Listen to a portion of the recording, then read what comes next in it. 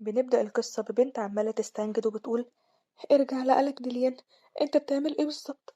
بتقول في نفسها: هو اكيد فقد عقله، مش كده؟ اكيد اللي بيحصل ده مش طبيعي ابدا. الوضع خطير جدا، انا لازم اخرج من هنا. بقول لك ابعد عني. هو انت حتى قادر ان انت تسمعني دلوقتي؟ بقول لك ابعد عني والا هتندم. بعد كده بتمسك حجر وبتقوم بخبطه بالحجر ده.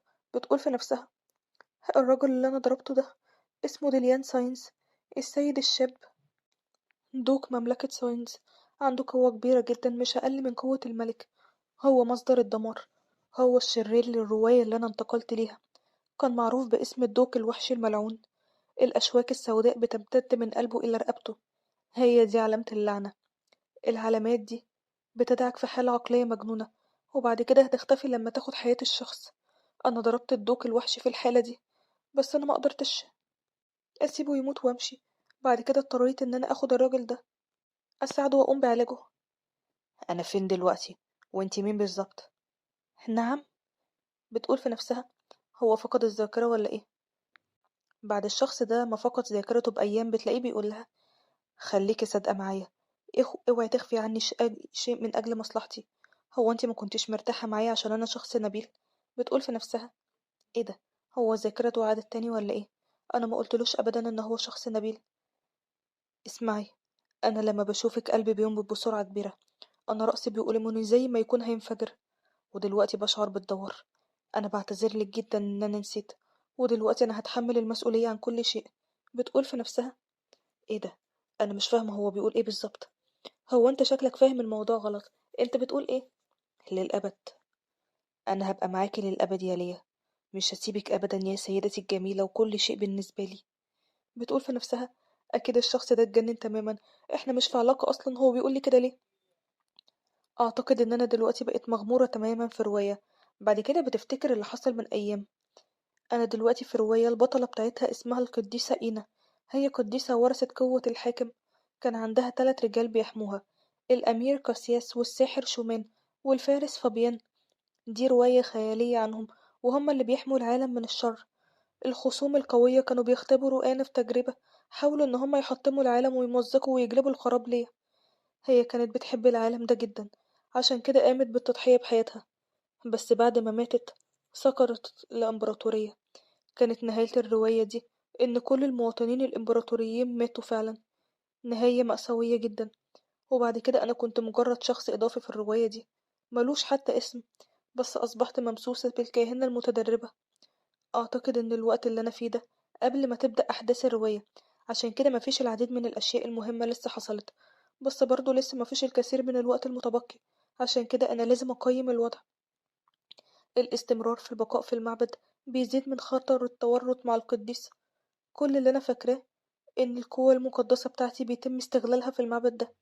في يوم كنت ببحث بس عن إمكانية إن أنا أهرب، بس مش هشعر بالذنب أبدا إن أنا أسرق. اليوم هي فرصتي. خليني أسرق المعبد وأهرب بسرعة. بس إيه اللي بيحصل ده؟ أعتقد إن ده أثر مقدس. من الجيد مقابلتك. أنا اسمي نسان، وإنتي أوقظتيني. بعد كده بتلاقي فيه طائر غريب جدا ظهر. إيه ده؟ أنا مش عارفة ليه الحكم بيتتبع شخصية إضافية زيي. استني هنا. انتي مالك مستعجلة بالشكل ده كده ليه؟ أنا حاكمك المشرف، وانتي دلوقتي متعاقدتي. بتقول في نفسها: بدلا من أن يتم القبض عليا وأنا بحاول إعادة الحاكم وإمضاء باقي حياتي، ويتم استنزاف قدراتي لحد ما أموت، من الأفضل إن أنا أهرب على إن أنا أصبح مجرمة. وبعد كده هربت من المعبد، وبعد كده ذهبت إلى أبعد مكان ممكن أذهب ليه بمالي، وتوجهت إلى البلد الحدودية. أنا عملت بجد عشان أحصل على المال وأعيش براحة. أمضينا العديد من الأيام لوحدنا أنا ونسان. بقينا زي العائلة. إحنا عشنا بهدوء قبل ما تبدأ الرواية. كانت خطتي إن أنا أغادر الإمبراطورية تماما، لحد ما شفت الشخص ده أمامي. ديليان سايلز. هو ده الدوق الملعون. أيوه هو. أنا أكيد مش هتوه عنه تماما. مش فاهمة هو ليه ظهر أمامي دلوقتي. أعتقد إن أنا لازم أحضر الشخص عشان أساعده. أعتقد إن هو هيموت. انظري إلى حالته. هو خلاص ما عندوش الكثير من الوقت المتبقي، عشان كده هو مش هيصمد لحد ما تحضري حد. بس مع قوتك المقدسة انتي أكيد تقدري إن انتي تنقذيه. بتقول في نفسها: أنا مش ممكن أبدا أسيبه يموت. نسان، اذهب واحضر لي عربة. تمام، أنا هرجعلك بسرعة. بتقول في نفسها أنا بس هعالجه وبعد كده هرسله إلى المعبد. أعتقد إن أنا هقدر أعالجه على الأقل عشان ما يموتش تماما. بعد كده بتلاقي إن هو فتح عينيه. بتقول في نفسها إيه ده؟ هو مستيقظ؟ يعني هو دلوقتي مش فاقد للوعي؟ أنت بتعمل إيه؟ سيبني. يا ترى المفروض أعمل إيه دلوقتي؟ أنا فعلا في مشكلة كبيرة جدا. أنا اسمي ليا دينيس، شخصية إضافية في الرواية، وأصبحت الشريرة عن طريق الخطأ. على الرغم من إن أنا كنت خلاص هشفيه من الموت، إلا إن أنا برضه مقدرتش إن أنا أتركه هناك. عشان كده أحضرته معايا هنا. يا ترى المفروض أعمل إيه دلوقتي؟ ليا، أنا لاحظت إن أنتي كنتي بتنظري ليه زي ما تكوني كنتي تعرفيه. أنا عرفته بس لما قرأت الرواية. اسمه ديليان ساينز. تمت ولادته تحت لعنة. بدلا من مباركة المولود الحديث، كان الناس مشغولين بنشر الشائعات. ابن عائلة ساينز ملعون. ما كانش فيه أي حد عارف هو ليه الطفل ده كان ملعون. بس كان فيه شيء واحد بس واضح، إن الطفل مش هيكون عنده قوة في قتال الفصائل في العائلة. عشان يتم شفاء اللعنة، طلب والد ليان المساعدة من المعبد. بس كل شيء كان عبث، لأن الأشواك نامت أكتر فأكتر، حتى استهلكوا الجوع اللامتناهي. في النهاية التهمت كل الحياة اللي بداخله. أعتقد إن هو كمان قتل والديه. استغرق منه وقت طويل جدا عشان يعرف ازاي يتحكم بلعنته. ومش كده وبس، ده كان هيقوم بالتهامي أنا كمان. أنا كنت فاكرة إن خلاص هموت، بس أنا ما كانش لازم أستسلم أبدا، لأن الأشواك الملعونة كانت بتصعد حتى على خدوده. هو أكيد شخص معتوه. أنا سعيدة جدا إن أنا قدرت أدافع عن نفسي، بس في النهاية الأشواك كانت بتنمو على جسده بطريقة مخيفة جدا. أنا مش فاهمة هو إيه اللي بيحصل بالظبط، بس أعتقد إن الأمر لسه منتهاش، لأن هو بس أدركه تمام. بس لو هو استمر بالشكل ده، أنا هيتم أكلي في أي لحظة، لأن الشيء اللي هو بيتغذى عليه طاقة الحياة. أعتقد إن نوع القوة اللي أنا بملكها هي اللي جذبت انتباهه بالشكل ده. وكمان أنا قوتي مش قليلة. أعتقد إن أنا هقدر أشفيه، عشان كده أنا هجرب. وبالفعل بتنجح في إن هي تقوم بشفائه بسبب قوتها المقدسة. أعتقد إن قوتي رائعة جدا، عشان كده كان بيتم استغلالي من المعبد. نسان، تفتكر إحضاره إلى هنا كان خطأ؟ متقلقيش، حتى الوحوش ما تقدرش تأذي الشخص اللي أحسن إليها. معاك حق. أعتقد إن النسان عنده حق. بعد كل شيء أنا أنقذته، عشان كده أعتقد إن هو مش هيأذيني. ليا، أعتقد من الصواب إن انتي ما تقربيش منه كتير. الشخص ده عنده لعنة بداخله وهي خطيرة جدا. عندك أي فكرة عن أي نوع من اللعنات دي بتكون؟ دي لعنة قديمة وموجودة من وقت طويل جدا. لعنة موجودة من آلاف السنين. انت بتقول ايه؟ من آلاف السنين؟ بتقول في نفسها. عشان كده إينا بطلة الرواية ما قدرتش إن هي تكسرها. نسان، قولي، اللعنة دي ممكن إن حد يكسرها بأي طريقة؟ على الرغم من إن أعراض اللعنة دي واضحة، إلا إن هي مش شيء أبدا يمكن إن أنا أكسره، أنا أو أي شخص. بمجرد ما يستيقظ لازم نعيده تاني إلى أي مكان، عشان وجوده هنا خطر جدا. يا رب، يا رب، أنا بترجاك. أنا بترجاك إن أنت تجعل دليان ينسى كل شيء. يا رب ينسى كل شيء. يا رب يفوق ما يبقاش فاكر أي شيء. بعد كده تاني يوم بتستيقظ وبتقول أعتقد إن أنا نمت من وقت طويل. بتلاقي اللي بيقول لها انتي مين بالظبط؟ ومين اللي أحضرني هنا؟ بتقول في نفسها ايه ده؟ هو استيقظ امتى؟ أنا سألتك وقلتلك انتي مين. يا ربي، المفروض أعمل ايه بالظبط؟ اسمع، الأمر ما كانش متعمد تماما. هو ايه المكان ده؟ أنا مين بالظبط؟ أنا مش فاهم. بتكون مصدومة جدا وبتفهم إن هو فعلا فقد ذاكرته. هو أنت مش فاكر أي حاجة؟ أنا مش فاكر أي حاجة. أنا مين وإيه نوع من الأشخاص أنا؟ واسمي إيه بالظبط؟ مش مصدقة نفسي. صلاتي فعلا حقيقية وربنا استجاب لدعائي. أنا مش مصدقة نفسي. معنى كده إن في أمل إن اللعنة بتاعته دي يتم كسرها. طيب هو أنت مش فاكر إحنا اتقابلنا إزاي بالظبط؟ لا مش فاكر. تمام، فهمت. الحمد لله. أعتقد إن كل شيء لحد دلوقتي في صفي. بتلاقيه فجأة بيضع إيده تحت عينيها وبيقول لها ما تبكيش. أنا ما كنتش ببكي، أنا بس متفاجئة. تمام، مفيش أي مشكلة. بتقول في نفسها في القصة الأصلية هو ما كانش بيحب أبدا إن أي شخص يقوم بلمسه، بس هو دلوقتي اللي بيعمل كده. معقول يكون بسبب إن هو فقد ذاكرته؟ أنا كنت متفاجئة جدا لما لمسني بالشكل ده. انتي مين بالظبط؟ وليه قريبة مني بالشكل ده؟ أنا أنا يعني بقولك انتي مين بالظبط، ردي عليا بسرعة. انت كنت في خطر وهي اللي أنقذت حياتك. بتقول في نفسها. نسيان، انت وعدت ان انت هتخلي بقك ده مقفول امام الاخرين عشان ما يتمش الكشف عن هويتك. ايه ده؟ هو بيقول ايه؟ هو في طائر بيتكلم؟ بتقول في نفسها: انت تعرف انا عملت ايه عشان انقذك، ومع ذلك انت بتتصرف بعار امام الاخرين. اسمع يا رجل، انا بومة، بومة وبقدر ان انا اتكلم. بعد كده بيقول دليان: انت مين انت كمان؟ انا حاكم ليا والمرشد وصديق ليا. تأخر الوقت بس انا هقدم لك نفسي. انا اسمي ليا ديليس، مش محترفة بس انا مختصة بالاعشاب، وده نسان وعائلتي اللي موجودة حاليا. انت اسمك دليان، قبل ما تفقد وعيك انت اخبرتني باسمك. انا اسمي دليان؟ اعتقد ان انا مش فاكر تماما. طيب قوليلي، هو احنا نعرف بعض منين؟ احنا ما نعرفش بعض، ده اول لقاء ما بينا. انت كنت موجود في الغابة وبتنزف، عشان كده انا قمت بمساعدتك. تمام. انا تصرفت بوقاحة من غير ما اعرف اي شيء. بتقول في نفسها: وقاحة ايه؟ هو مؤدب اكتر من اللي انا توقعته في القصة الاصلية. من المفترض ان هو شخص احمق ومتحجر القلب، بس هو دلوقتي بيتصرف بلباقة. بس لو انا قبلت اعتذاره وبعد كده وجد ان انا الشخص اللي ضربته، يا ترى هيحصل فيا ايه بالظبط؟ هو ده فعلا دليان؟ لا مش معقول يكون هو، ده بيعتذر لي. بس لو ذاكرته عادت في موقف زي كده. ازاي تتجرأي على خداعي؟ انتي حاولتي تقتليني وبعد كده خليتيني اعتذرلك بوقاحة. انتي سخرتي مني، عشان كده انا هقتلك وهتخلص منك بأسوأ طريقة ممكن تتخيليها. انتي هتكوني ميتة دلوقتي تماما. انا اسف جدا يا سيدتي ان انا اتصرفت معاكي بوقاحة، واتمنى ان انتي تقبلي اعتذاري. لا لا لا لا لا، من فضلك من فضلك ما تعتذرش ليه. مفيش اي داعي للكلمات اللي انت بتقولها دي. بتكون خايفة جدا منه لا ترجع ذاكرته ويقوم بقتلها. طيب ممكن تبعدي ايدك عن خدودي دلوقتي؟ ايوه انا اسفة جدا. انت اكيد دلوقتي حاسس بالجوع مش كده؟ انا هحضر لك الطعام حالا.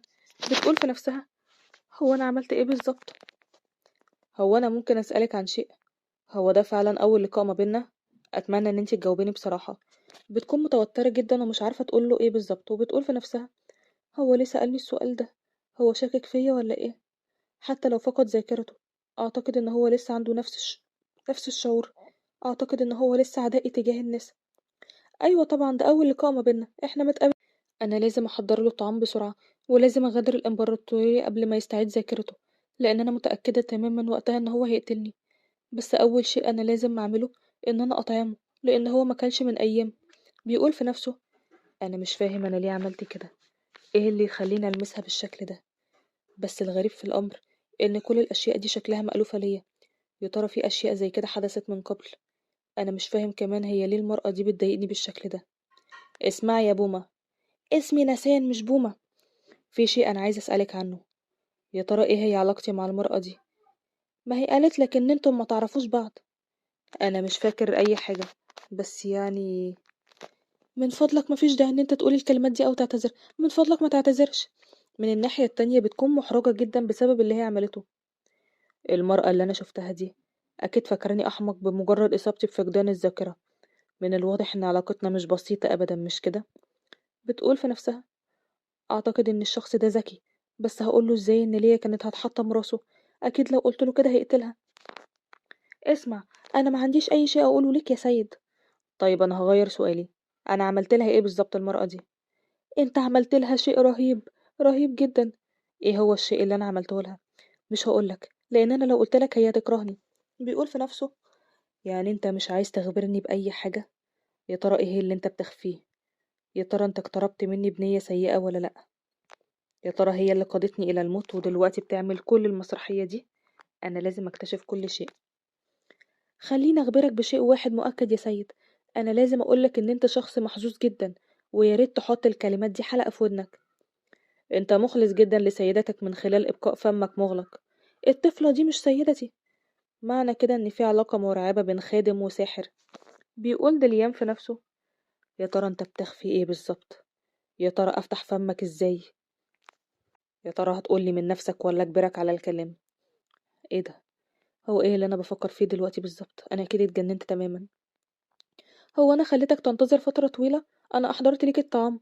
بيقول نسان: هو انت بتبكي ليه؟ انت بتعملي كده بسبب الرجل ده؟ لا لا لا ابدا، مفيش اي شيء مهم. بتقول في نفسها: هو انا مظهري سيء ولا ايه؟ كان لازم انظر في المراية قبل ما اجي هنا. تفضل الطعام.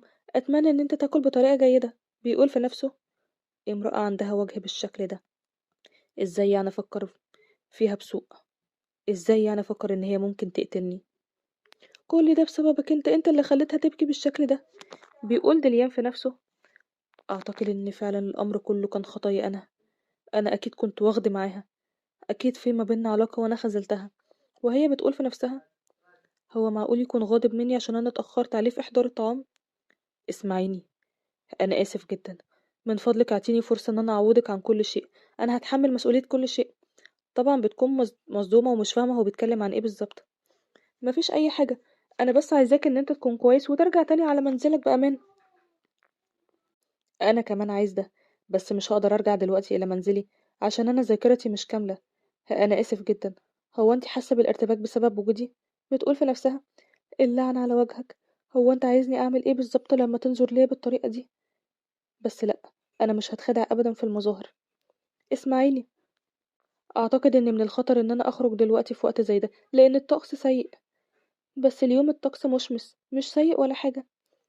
الحياة الثمينة اللي انت انقذتيها ما ينفعش ان انت تعرضيها للخطر، عشان كده خليني ابقى معاكي. انا مش عايزة ازعجك يا ليا، لكن اتمنى ان انت تسمحي لي ان انا اكون معاكي هنا في الوقت الحالي. وبعدين شكل الطعام اللي انت محضراه ليا جيد جدا، عشان كده انا عايزة اكل من طعامك عشان ابقى هنا. عشان كده ارجوك اسمحي لي ان انا ابقى هنا. هو الشخص ده اتجنن تماما ولا ايه؟ هو بيعمل كده ليه؟ يا ترى هو بيخطط عشان يقتلني؟ بعد كده بتيجي بعدها بيوم، انتي بتحضري الطعام ده بالشكل ده لمين؟ هيكون لمين يعني؟ اكيد ليه هو. بتقول في نفسها اكيد طبعا من اجل دليان، انا لو ظهرت ليه الاخلاص واعتنيت بيه بشكل جيد ممكن يسامحني لما يستعيد ذاكرته. الطعام ده مش كتير، بس انا اتمنى ان انت تستمتع بيه. بعد كده بتقول البومة الطعام ده مش كتير ازاي؟ انتي احضرتي الشيء ده كله ليه لوحده؟ هو هياكل كل ده؟ قولي انت محتاج اي شيء، في اي شيء تاني ناقصك اخبرني. هو انتي حاسة بعدم الارتياح؟ لا طبعا، انت ليه بتقول كده؟ لان انتي دلوقتي فمك ملتوي، ده بسبب ان انا بعاني من تشنجات في الوجه. لو في اي حد شافك هيفتكر ان انتي خادمتي، عشان كده يلا خلينا ناكل. لا لا لا شكرا، انا مش جعانة خالص دلوقتي.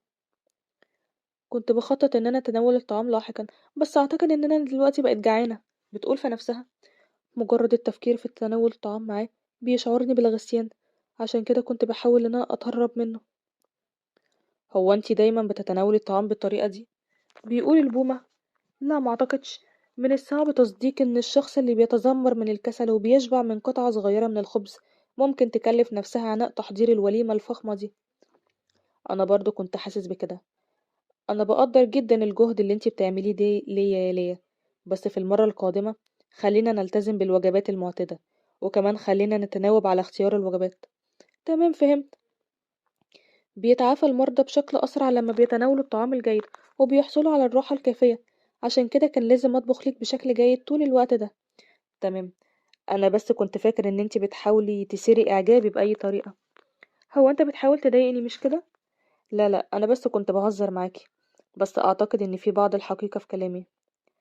بس أنا أكيد مقصودش أبدا إن أنا أضايقك ولا حاجة. بتقول في نفسها يعني هو بيعرف إزاي يهزر؟ أنا كنت فاكرة إن هو مجرد شخص صعب وقاسي وقاتل بس.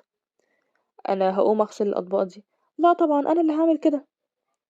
اعتقد ان المياه باردة جدا، انا لازم انتهي من غسيل الاطباق بسرعة، عشان كده قلتلك ان انا اللي هغسلهم.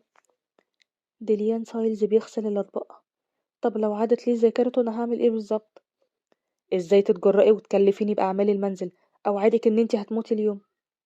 اعتقد ان كل الاشياء بتؤدي الى موتي، يعني وجوده معايا هنا بالشكل ده مؤكد ان هو هيجي يوم ويقتلني.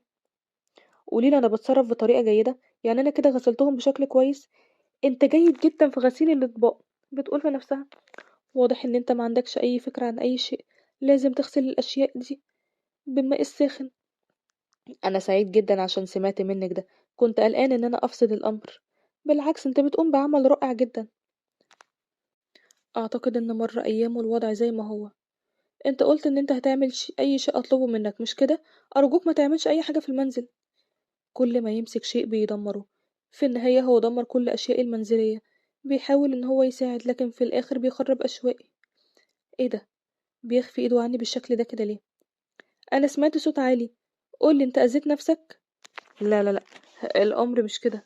الأمر يعني إن بصراحة ما قدرتش إن أنا أتحكم في قوتي.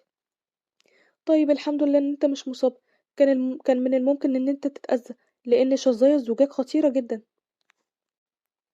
المكان خطير هناك عشان كده ارتاح وما تعملش أي شيء. لأ أنا هاساعدك في التنضيف. إيه ده؟ أنتِ بتعملي إيه بالضبط؟ أنتِ إيدِك قوية جدًا، بس مع ذلك ما ينفعش إن أنتِ برضه تلمسي الزجاج ده، لأن أنتِ برضه هتتأذي، إن أنتِ تلمسي شيء زي ده بإيدِك العارية بينطبق عليكِ أنتِ كمان. الأمر بالنسبة ليّا مختلف تمامًا، أنت عندك إيد جميلة جدًا، إيدك ثمينة جدًا، ما ينفعش إن هي تتأذى أبدًا. بتقول في نفسها هو ليه إيده مليانة بكل الندب دي؟ أنت بس لو عايز تساعدني احضر ليا المكنسة. طيب من فضلك انتظري هنا وما تلمسيش الزجاج. اذهب بسرعة. تعرفي فعلا إن الرجل ده فوضوي جدا؟ أنا متفهمة إن هو بيمر بالكثير. طيب ما تخلينا نحول انتباهه إلى شيء آخر. تقصد إيه بالظبط يا نسان؟ من الأمس وهو بدأ يطرح عليا كل أنواع الأسئلة. إيه رأيك لو أعطيناه كل الكتب الموجودة في المستودع؟ تمام. أعتقد إن دي فعلا فكرة جيدة جدا. بعد كده بتقوم بإحضار الكثير من الكتب. انت ليه طلبتي مني ان انا احضر كل الكتب دي؟ عشان انت شكلك عندك الكثير من الأسئلة، عشان كده اعتقدت ان الافضل ان انت تتعلم من الكتب دي، لان انا ممكن اقدم ليك معلومات خاطئة. ايوه، من اليوم ما تزعجش ليا واقرأ الكتب، وانت هتقدر تحميها. يا ليا، انا بكره الرجل ده، اطرديه في الخارج. خليكم انتم تشاجروا مع بعض وانا هرجع بعد التنظيف. بعد ما بترجع بتلاقيه بالفعل منغمس في قراءة الكتب دي. بتعرف ان هي كانت خطة ناجحة جدا. بتقول في نفسها انا كان لازم اعمل كده من وقت بعيد. اخيرا دلوقتي بعد